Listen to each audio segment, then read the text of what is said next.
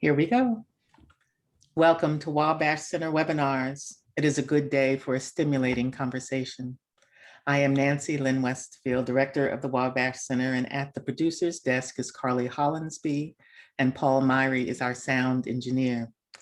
Our topic today is body, flesh, blood, and other tools of racist imagination. Specifically, body indicators such as nose, hair, and flesh tones are relied upon for the perpetuation of prejudice, bias, and presumed privilege. What would it mean to unlearn, then relearn more liberative ways of reading the body? Can the truncated imagination, which only sees value in the white body, be rekindled to see worth in all bodies? Please send your questions in anticipation of our conversation to Paul Myrie. His email is myhrep@wabash.edu. That's myhrep@wabash.edu. This conversation is the last in a series of 7 conversations with Melanie Harris and Jennifer Harvey. All 7 conversations are on the Wabash Center website. And we were sitting, listeners, before we started, lamenting that this is the 7th of the 7. So we have had great fun in having these conversations together. So let me introduce my conversation partners.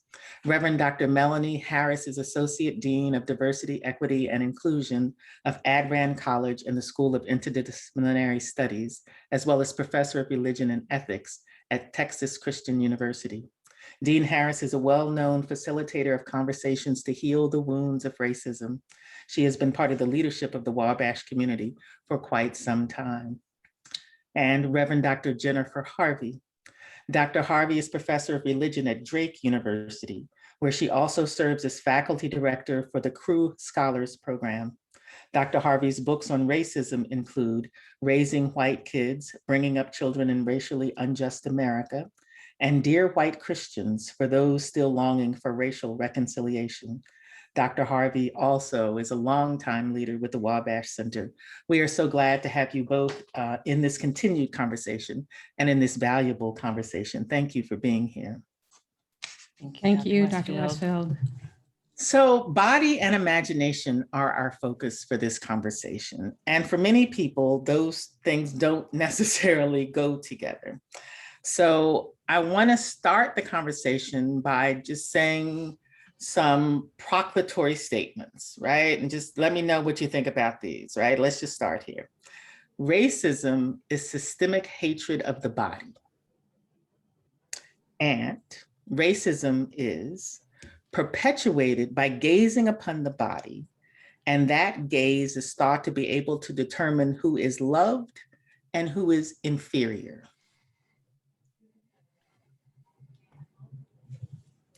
Many people don't have that perspective on gaze or body.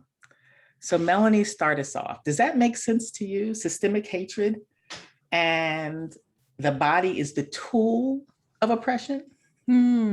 Thank you so much. I think the 2 thoughts are really helpful actually, and helping us recognize the kaleidoscope of different frames that we have to be able to think about and to look through when we examine race. I like the way in which that kaleidoscope actually does connect race and body together, because typically we think about race as a social construct, and it means that it's literally been put together by different systems and different ideas in our society, and also then embedded, right, systemically in the way that we are together, the kind of policies that guide us, and so forth and so on.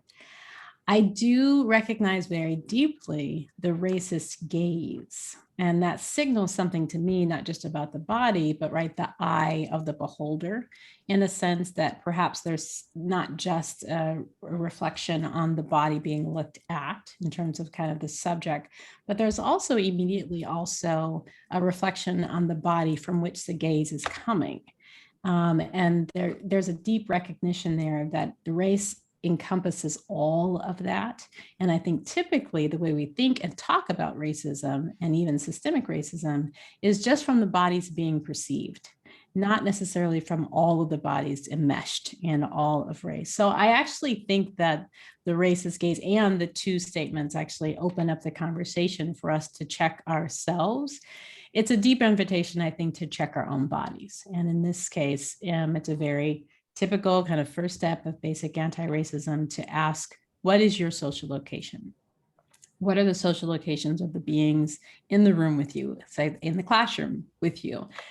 Does one know one's own social location? Typically, we start with a pedagogical exercise in the classroom. I know for undergraduates, this is very successful, but also for graduate students, where the student is actually invited to name their race, their class, their gender, expression, their sexuality, their own understanding of themselves as an economic and their economic status, but then also to name the name and all of the different categories of their maternal grandmother. And this is an exercise we often use that as a gift to us from Dr. Vincent Harding as a way of opening up the conversation. In Dr. Harding's frame of it, it really brings in the bodies and the spirits and the memory of the bodies of those previous generations of the ancestors into the conversation, right, with us. But it also is an opportunity for students to recognize the bodies that are around them and their own body. And in many instances, we find that the students don't know very much about their own body, and they don't know very much about the bodies. So then it is a bit of a trip, right, that as scholars we would chastise them for not being able to fully recognize the humanity of each other, because in some instances, the way when we ask that question in an anti-racist way, it's the first time that they're actually looking at the humanity of their own selves. So it's a really, really helpful, I think, way of thinking about the kaleidoscope of race and the gaze. So Jen, keep going. What's the relationship of body and racism? Well, I mean, I think what Dr. Harris said so beautifully, connecting the gazer to the person who is gazed upon is really, really important. And so I want to also circle back to that in a second.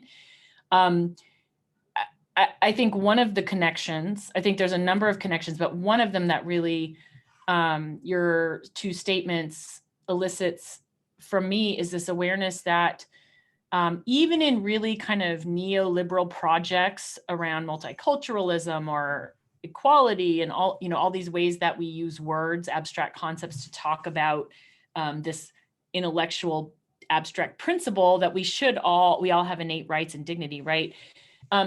There is this way that the body, in my experience of how we actually live and experience race, these legacies of violence and harm against bodies who have been historically displaced, historically enslaved, who have darker skin tones, who have certain kinds of hair textures, that's all been sort of, sucked up into the neoliberal project in ways that the body and our imaginations, like yes, it's hatred, like bodies, the racism is systemic of hatred of bodies, right?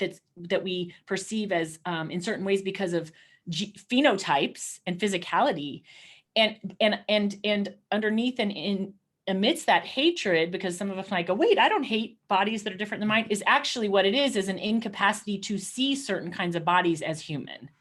Like there's a continuum within which that we've inherited, and Dr. Jennings has so beautifully in theology made this so clear for us, this continuum that we have inherited through legacies of literally just not gazing upon, those of us who are white, Euro-American descended, gazing upon certain kind of bodies with a presumption of the humanity of that person, right?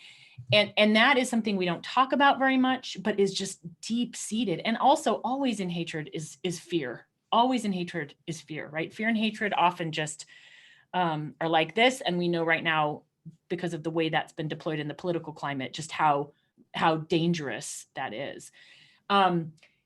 So that's what it elucidates for me. And when Dr. Harris, you talking about the gazer being part of this entangled, I think that's so important. And part of my learning as a teacher has been to go, oh yeah, like all of the students in my classroom have a story around their racial biography and autobiography, and actually inviting students, all students, including white Euro-descended students, to tell their racial autobiography just opens up all of this stuff that, in fact, I've also seen happen in a different kind of way. They're not writing papers for it, but different kinds of dynamics and workshops with faculty too, who've never been asked that question that you just asked. What is your social location? And what's the story of your body within that social location? So powerful. So Dr. Harvey, I'm going to stay with you and then go back to Melanie.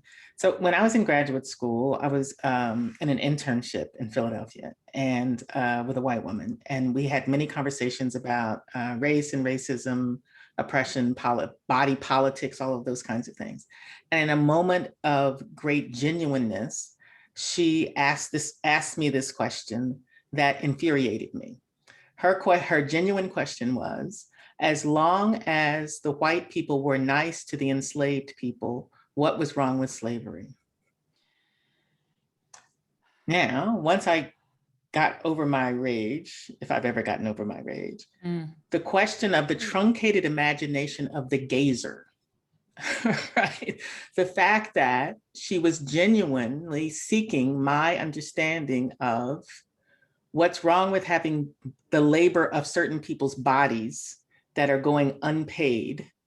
What's wrong with that as long as their masters are nice, right? So I was stymied by her lack of imagination, her shallow theology, and her inability to be empathetic in that moment or any moment about issues of power. Yes.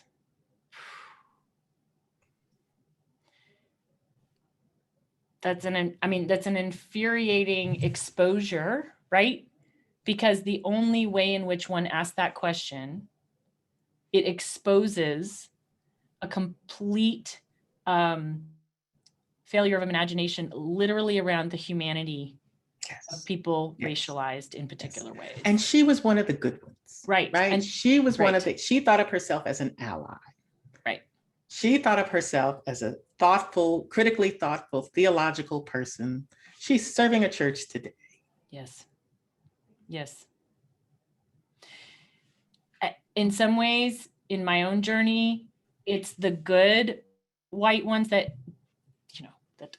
the good white ones, right? Me too. I put myself in the category many times in regard to whom those persistent, nefarious, deeper than the intellect. I mean, this stuff goes deep. This goes well below the beliefs I'm aware I have, right?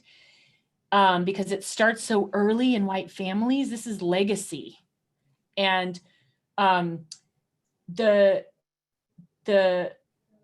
so it's all over the place, and it shows up when we think like, oh, I'm nervous about engaging this student because I'm not sure I'm going to be respectful. I'm not sure. No, we're participating in a willful kind of allowing our imagination to remain in a place of truncation relative to the humanity of all of the human beings with whom we live and work and share this planet.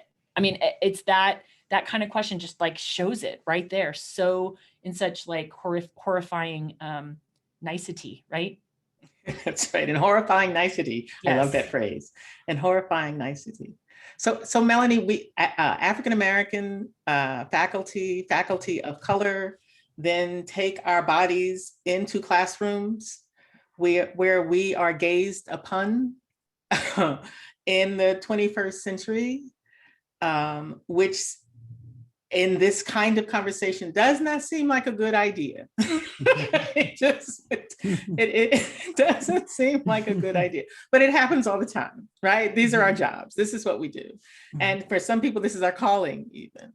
So help us understand, first of all, the difficulty of being the gazee, the one gazed upon in our own classrooms, as well as the responsibility of the gazer to do some self-reflection. It's very difficult. I think one has to have enormous courage, really, to be able to stand as a person of color in any classroom, but particularly in a political climate such as the one we are in now, and the one we've been in for several years. So I think that there is a sense in which that you have to know going in, and regrettably not enough of our graduate programs actually prepare scholars of color to be in the spaces of violence potentially as they walk into the classroom. And it is not necessarily the colleagues, right, that are in the classroom with you that are, performing microaggressions, but it's usually the gaze of the students as the students. And their lack of awareness or sheer ignorance, and then also implicit bias, but then also just racist ideas and their own behavior. That means that one has to be particularly armed when going into the classroom, and that armament can present scholars of color with a number of different options. They can armor up when they wake up in the morning. This can, in my experience, kind of morph the identity, whereby one sees oneself only as a thinker, only as a scholar, only always being gazed upon, always as a performer. One can also armor up just before going into the classroom. And this is typically what many graduate to, taking on a kind of teacher or professor persona. And sometimes that can actually serve as a safety shield. It's a strategy of surviving the classroom. And I think, unfortunately, this kind of practice lends itself to deposit thinking, lecture style only, a kind of dominating persona in the classroom. That is to try to gain authority. One takes on this alter ego, so to speak, or a different persona in the classroom. To be one's authentic self outside the classroom and inside the classroom as a person of color, now that's radical, and that is freedom. Yes. And when you see that, or when you embody that, or when you're able to get to that place, then sometimes a few things have happened. You've gotten tenure. And so there's a kind of freedom of thought that you feel like you have a command not only of your discourse, but you also have security oftentimes in that institution and in the academy at large. For those who are pre-tenure and who are that radical and that courageous to be authentically themselves, then that is an amazing beauty to behold. And that, I think, is actually embodied by more scholars than not who are working and living. And there's a kind of authenticity and kind of power that they bring to the classroom, which of course is not always honored by colleagues and by the institutions themselves. So I've heard faculty of color say, I don't teach African-American studies, Asian studies. I don't teach sociology of oppression in any kind of way. I teach other things. I teach Chaucer, I teach Augustine, whatever, right? So they distance themselves and somehow then think that their own social location, their own bodies and their body signatures and the way their bodies are read somehow does not happen in the classroom. Help us understand why it doesn't really matter what you teach, or you don't have to be teaching AFAM studies to move into these conversations or to be the victim or to have to survive these kinds of racist dynamics in our own classrooms. A basic response is, you're not the one whose gaze is being valued. It's the gazers and their evaluation of your body, of your person, of your teaching, of the content, but mostly of your body that is often being valued and actually being, used as a foundation to determine your brilliance, your knowledge, your capacity as a teacher, and in some really heinous cases, your worthiness to be present on the earth. So that's why, these evaluations, student evaluations, and all evaluative processes, and this is where I also appreciate really this work so much in terms of after whiteness, the evaluations, and there's so many different evaluations that take place over the course of one's career. This is why they matter and why they actually have to be problematized and interrupted in so many ways, because one's own voice, no matter where your own consciousness, racial consciousness is about your own person and about your own body, especially if you're a person of color, no matter where your own racial consciousness is, that's not the script that's being read. Your voice is actually not being necessarily heard, and your voice is not even out there on the table. And so that kind of invisibilization of the scholar is also a part of institutionalized racism. It's also institutional racism. It's also a part of the system that actually has to be dismantled piece by piece. One way to begin to dismantle it, I think, as we're talking about, and Dr. Harvey, I appreciate so much you lifting this, is to actually begin to become conscious, right? No matter where you are right now in your path of anti-racism or becoming an ally, or as a scholar of color, recognizing that racism is impacting your career and it's impacting the way that you think of yourself as a scholar, et cetera, et cetera. No matter where you are, this is the moment to stop, to pause, and to reflect. What really is going on? And I so appreciated, Dr. Lynn, you, Westfield, bringing that example of what occurred between you and the other scholar. There is a point that one just has to ask, what happened to your imagination? Did your Christian theology swallow it whole? Was it surviving life, or is there a trauma you've experienced that has literally robbed you of the reality that there is beauty in me too? And that's a question, I think, that continues to be in the hearts of so many of us as we interrogate racism and try our best to do anti-racist work, is what's at the root of people's choice to remain embedded in white supremacy, because some of it is power, but some of it is, as you said, Dr. Harvey, it's legacy. Literally, it's the inability to think of life differently. Sometimes it's power, sometimes it's fear. Often it is the unquestioned legacy, right? This is just how we think about whatever it is that we do or don't think about or don't have imagination for, the consequences of how we think about ourselves and other people and thriving on this planet together. And that kind of lack of imagination is dangerous and deadly.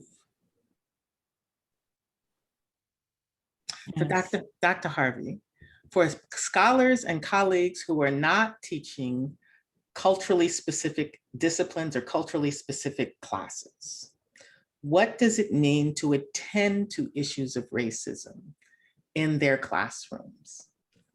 Right? What if I'm going to create a syllabus that doesn't have the word racism in it, in its learning goals and its teaching goals, but you're still asking me to attend to these issues? I'm not teaching classes on racism. I'm not teaching FM studies. So why are you bothering me with this? Well, and I'm not Black. I'm not Asian. I'm not disabled. Okay. So why bother me with this? All right. I heard a really powerful metaphor just this week by an activist, Carrie Kelly, who was talking about white supremacy. This has come up before in our calls. And she said, we all think that white supremacy is the shark chasing us around in the ocean. White supremacy is the ocean. So here's the reality. One of the things Dr. Harris was just talking about was the gaze, speaking of scholars and professors of color, faculty of color, Dr. Harris said, your gaze is not the gaze being valued, right? It's the gaze of those gazing upon you that's being valued. Yes. And in that as well, it's the gaze of some of the folks gazing upon you, because it's also not the gaze of students of color in our classes whose gaze is being valued, right? And so the reason that we need to understand that, regardless of field, topic, content, what's on the syllabus, is that those dynamics of who is valued in our classroom spaces, regardless of the embodiment of the faculty member, is already affecting the learning environment. So regardless of subject area, any of us again, and regardless of our racial or ethnic identity, how our own bodies show up, I believe can only effectively teach in classroom spaces in liberative ways where all students are valued as learners, even if we just shall, just as learners, which within, of course, underneath that is as human beings, right?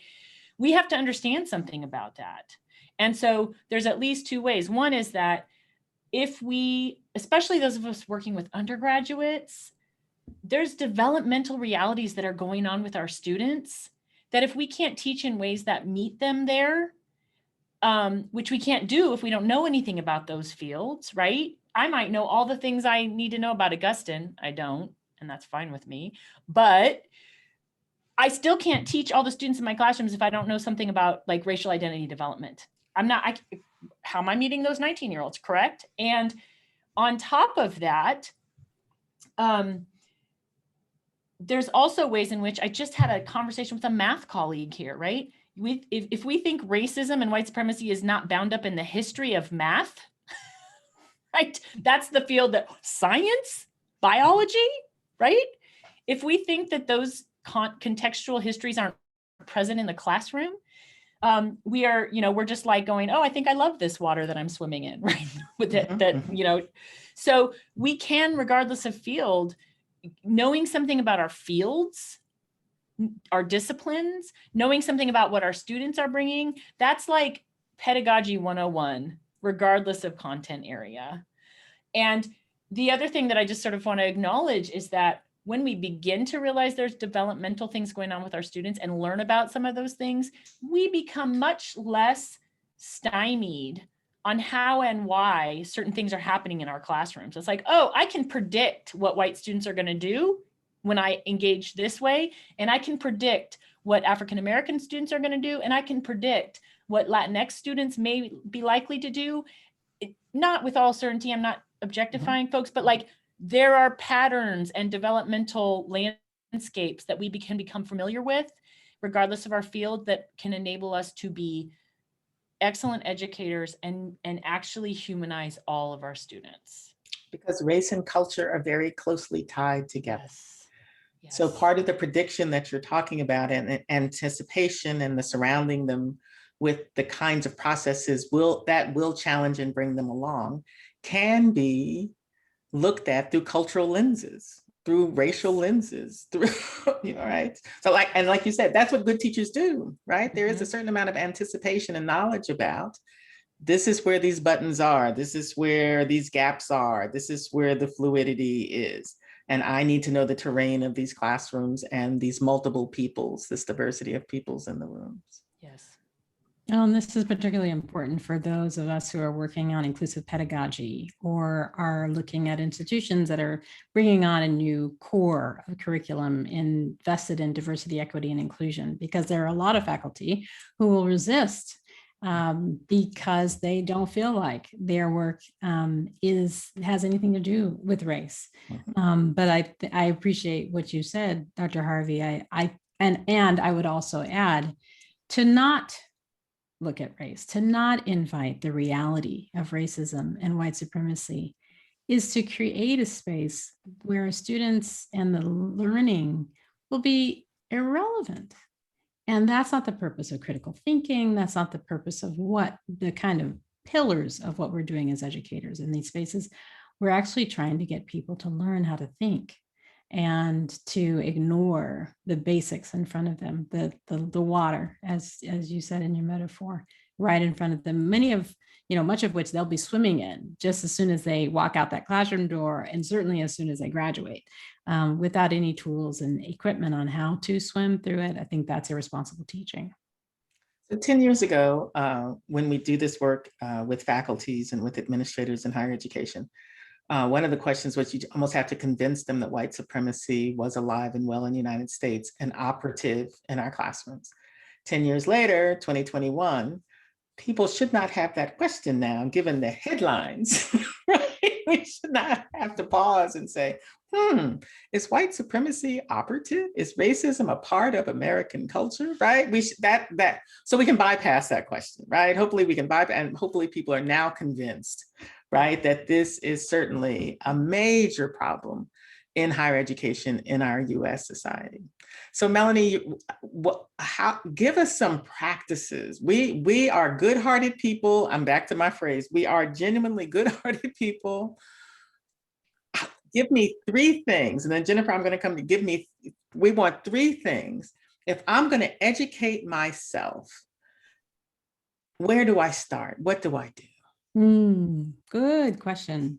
Such a good teacher. I mean, you're just such a wonderful, just by the nature of who you are. It's such a gift. One, I would definitely say, read Dr. Jennifer Harvey's books. I do believe that, going back to some of her early work, dismantling white supremacy, but then also looking at some of the essays that were published, years ago, but also Dear White Christians specifically. And of course, her work on reparations. I do feel like that's a really good start, not just for white folk, honestly. I have found that your work, Dr. Harvey, around racial reparations has actually given me pause, because as a person of color and as a scholar of color, it does open up my imagination wider than my parents' generation or my grandparents' generation, and allows me to ask myself, oh my goodness, if I actually had white allies, how much different would my work be? What and how would my theological questions, my scholarly questions, how would they change if I actually knew that freedom was real? So I definitely would say start there. I think, honestly, there are lots of opportunities to do some personal reflection. And there are hosts of different, resources and people and different podcasts. But the real basic way is to start an anti-racism journal. And that is to reflect on your own behavior around race or racial consciousness every day, or at least every week, and to write down things that you saw that may or may not have had something to do with race.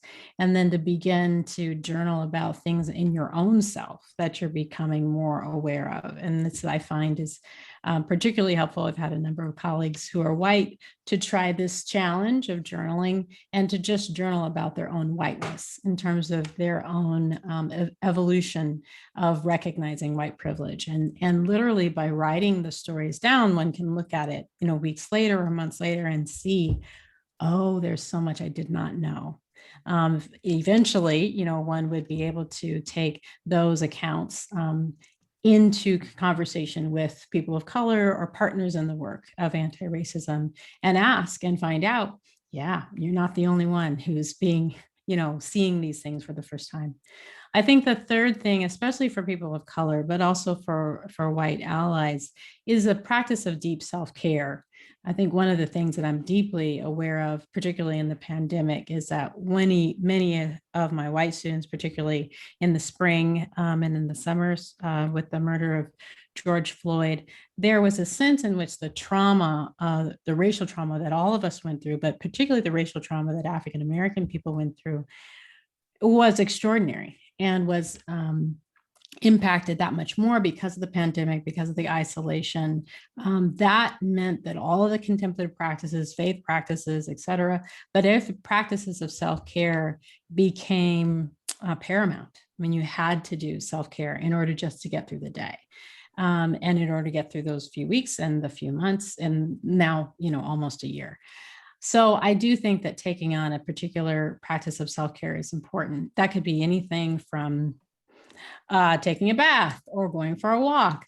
I find that with my white students, taking care of their own mental health gives them some agency, specifically in the case that they're finding these legacies almost neurologically, right? These legacies of white supremacy mapped onto their brains, whereby it becomes exhausting to look at oneself and look at how long the spiral of white supremacist thinking is in one's own mind. And there can be a kind of sense of hopelessness on how they will get a chance to dismantle this. So I actually really push self-care for many of my white students who are working in this realm of anti-racism. So those are 3. So I'm coming to you, Dr. Harvey, but before I do that, Dr. Harris, you did not say, go out and ask a victim of racism to describe their suffering or their pain. I did not, because this is not an act of empathy nor an act of care. And I do not believe necessarily that it's a truly anti-racist act. Oftentimes, that is an act, oftentimes done by a white person to a person of color who has endured racism, sometimes from that very white person, of actually allowing the white person to feel excused or atoned for behavior, historic behavior, right? Systemic behavior, and then also personal behavior that they've actually done against that person. That's about the self. That's about the maintaining of the white self and kind of re-equipping the shield of whiteness around one to differentiate their experience from the person of color.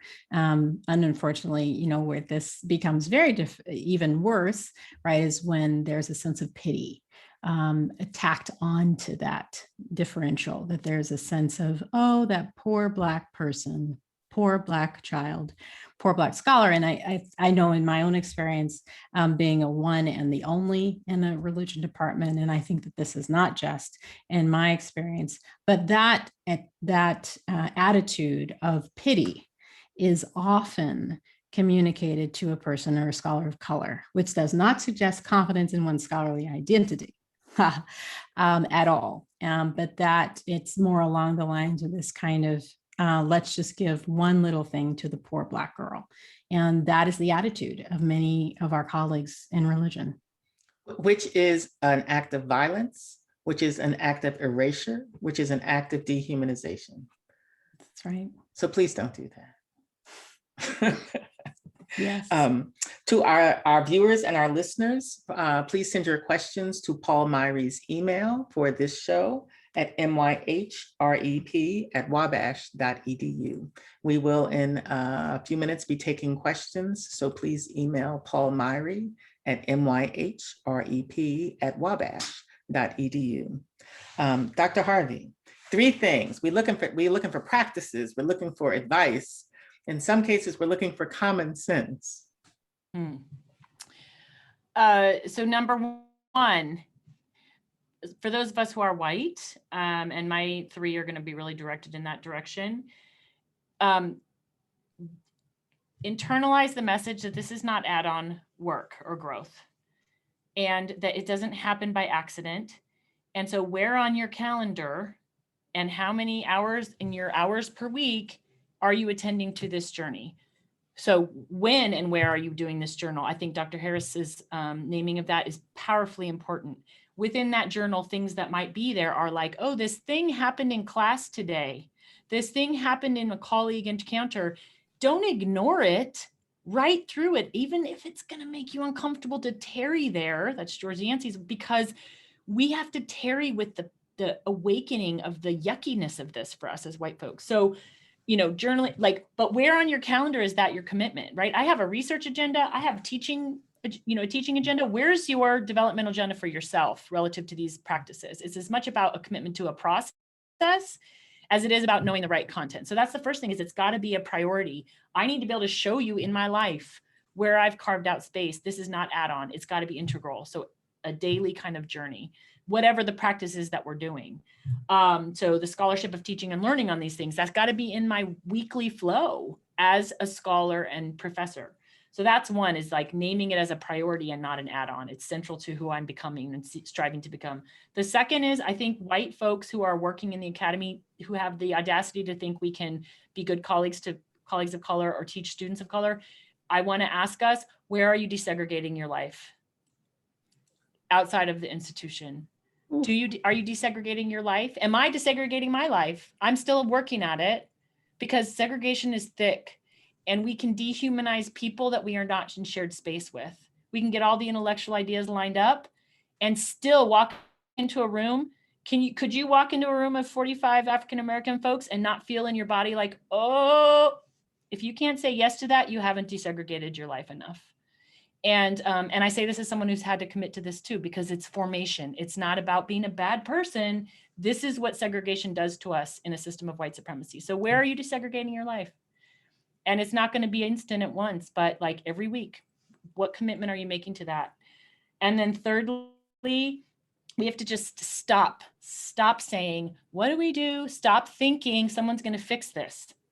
The reality is we need to find a place in our institution, whatever's going on in institutions, and say, this isn't going to do all the things, but I'm going to start here and create just a little intervention. It might not be correct. It might not go well. I don't even know, but we need to get some oxygen in this dehumanized shark water that we're all swimming in. And I am going to commit to a practice in a space in my institution with others, even if I don't know quite what it's going to yield. But because we have to start like getting yeast into the ecosystem, or I don't know the metaphor, oxygen into the ecosystems of our institutions to open up space for the like journey and development of this, because there's no insta fix coming, and it's not coming from anybody. We have to be the ones that we have, think that maybe we're waiting for. We've got to be them. That's someone else's words, not mine. But so those are the three things for me. It's about process and commitment, and not quick answers. You can Google those if you really want answers. Don't ask me for books. They're on the internet. That's easy. The hard part is making sure it's on your calendar to read them and journal about them. And we're scholars. We know how to find books. We do. So now so in my tradition, in Melanie's tradition, our shared tradition, we would say it this way. Now I'm going to go to meddling. Okay. So one of my favorite things about these 7 conversations has been watching the two of you in your genuine love for each other, as well as ability to riff off of each other, right? So we have a modeling of how this work could be, might be, right? So we can't say, can white people and people of color have deep, difficult conversations? That the two of you and the leadership that you bring us are a model for doing that. Now, that being said, I suspect it took time for the two of you to get there. So give us a little bit, this is the meddling part, give us a little bit about how you all do this very difficult, and I'm going to even say death-dealing work together. Thank you.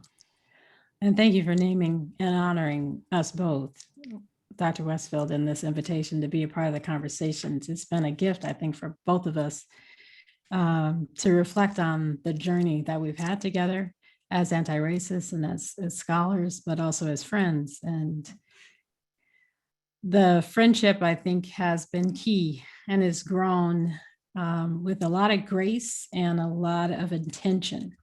I know I think, shared as a part of these calls, maybe even on the first call, that we come in a sense from the same mother. My mother, an African-American woman and educator in the city of Denver, Colorado, was Jennifer Harvey's high school counselor at South High School in Denver, Colorado. And though Dr. Harvey and I are from the same city, we did not know each other before we both were graduate students at Union Theological Seminary. So part of our friendship is that deep and that long, even though we did not know each other. I think that we both were born and kind of raised in Colorado, and a part of the Midwest, but also a deep part of the kind of earth environmental consciousness that's there. Maybe not complete racial consciousness, but certainly both of us actually were given education around Native American history, for example, did widen the space for us to later become racial friends, interracial friends, in part because we came in some sense from the same geography, the same mountains, gave birth to the air and the imagination. So I will name that, and then maybe Dr. Harvey, you can take it from there. I definitely honor that, and that's part of our journey. I think if I think about the last, oh my gosh, almost 20 years, we haven't always, the sort of deep love I have for this person, and deep sort of friendship, not sort of like friendship, sisterhood, I would say. It is indeed something that's grown, and it's grown through, I think we've both kind of constantly returned to the relationship. Sometimes with, always with intention, and sometimes with more care, like, oh, can I ask you this? Or how is this going? Or, first as we were students. But then the other thing I'm aware that happened and deepened our relationship had to do with, as we sort of moved through the graduate school experience, we also started, I don't know, I think we responded to one another, sort of like, I would find myself in moments sort of having a conversation or being invited to do something, and I would sort of catch myself and go, oh wait, you know what? I actually know this brilliant scholar who's also a friend, so I shouldn't be the only one in this conversation.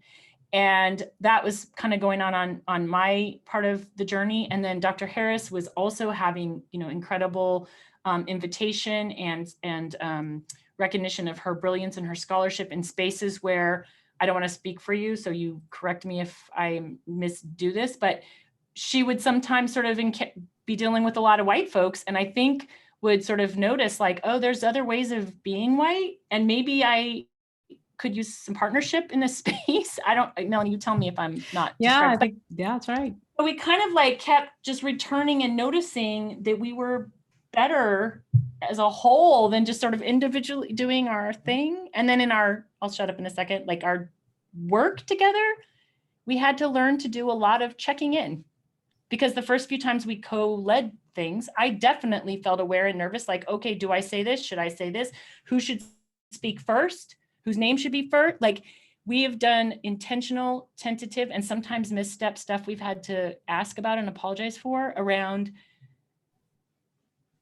who takes up how much space, where, and when. And with that, I'm going to step back out of the space. Yeah. I'm back to my modeling, right? And saying thank you for the intention that you all have for each other and with each other is inspirational, right? It's quite inspiring. Paul Myrie, we're coming in hot. We're coming in hot. Do you have any questions for us from the viewers? I love the phrase coming in hot. You really do. We've heard you say that before. It is a beautiful phrase. Thank you. So here's a question I think that relates. In what ways have you discerned racist imagination or an anti-racist imagination shown in higher educational architecture, in art, in policies, in procedures, in course design, in curriculum, and so on? That's a big question.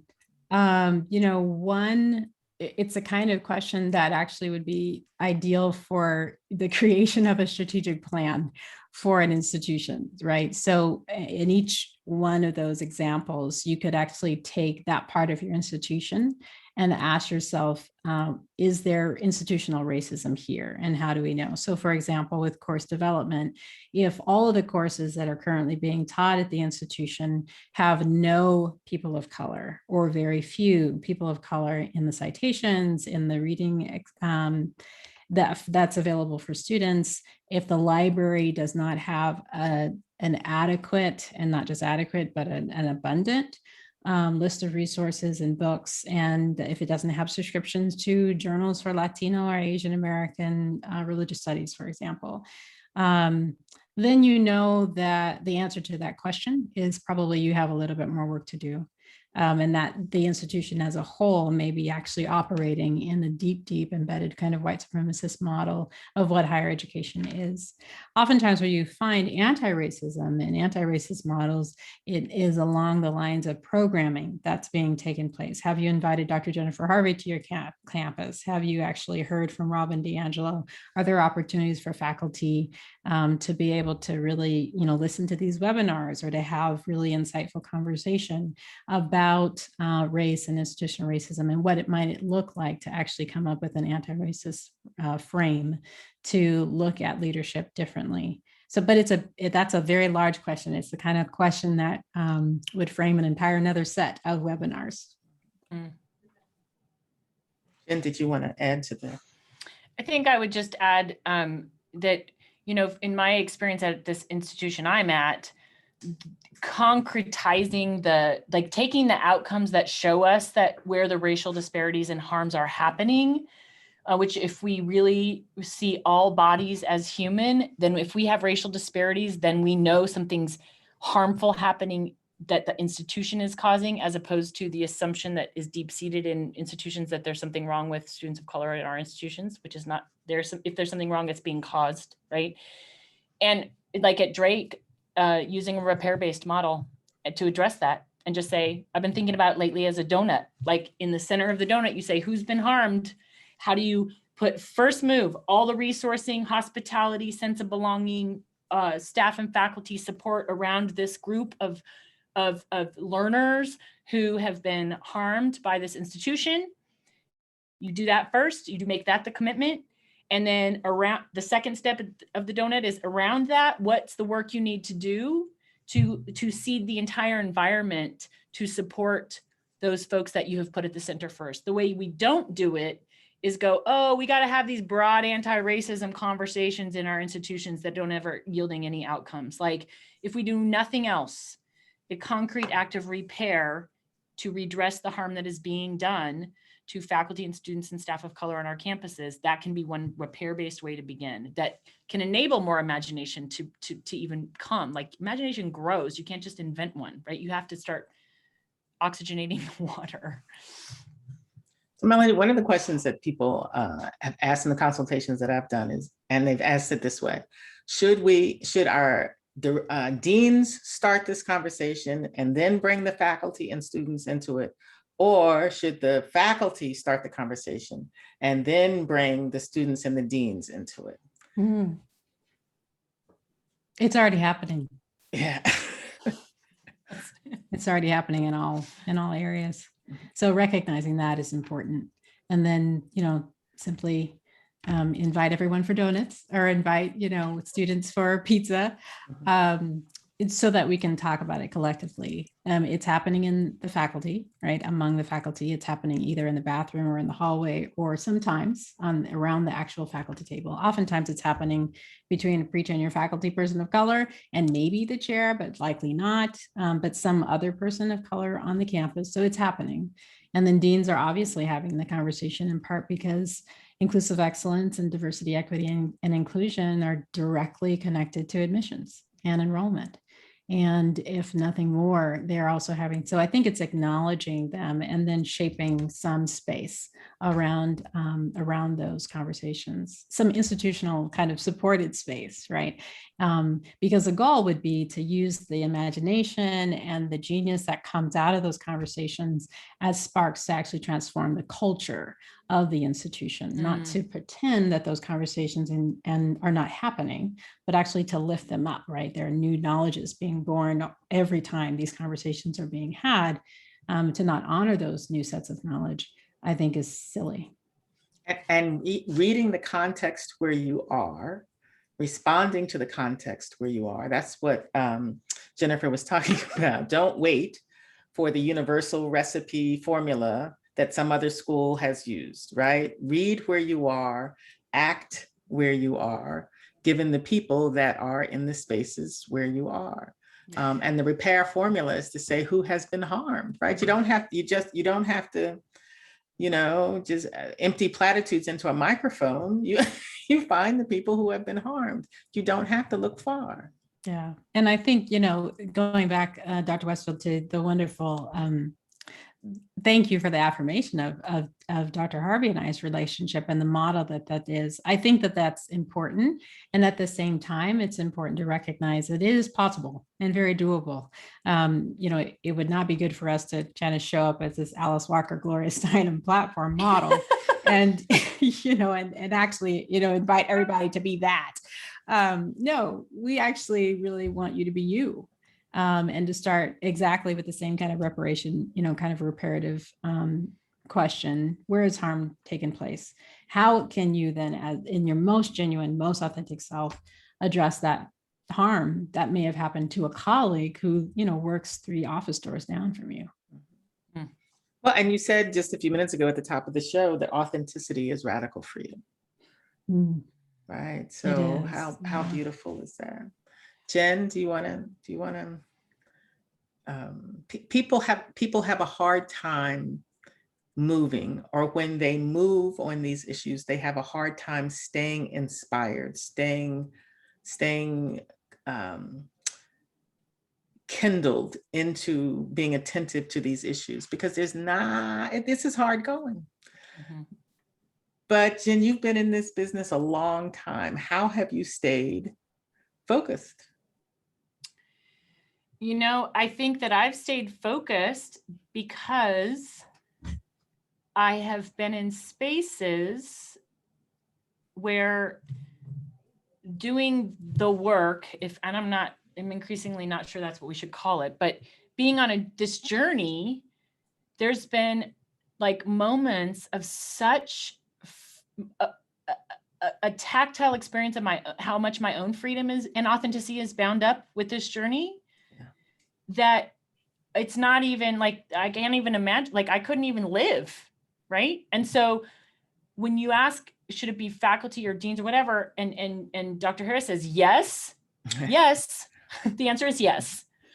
That's saying you, right? Because, and then for me, what that's meant for me is like the slightest little commitment done with tenacity holds within it the possibility of coming to life, like because the reality is white people, we have lost our humanity. And like when we get close to touching our humanity again, that is an insatiable journey to be on. And so try something and just do it, because we need a feedback loop to be in where we go, oh, I like breathing oxygen. Oh, I like breathing oxygen.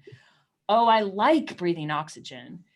Because it's not, so I it's harder to sort of describe than that, but it's about experience, having glimmers or even liminal touches of what's on the other side of the ways in which my own humanity has been malformed and bound up in a death-dealing culture.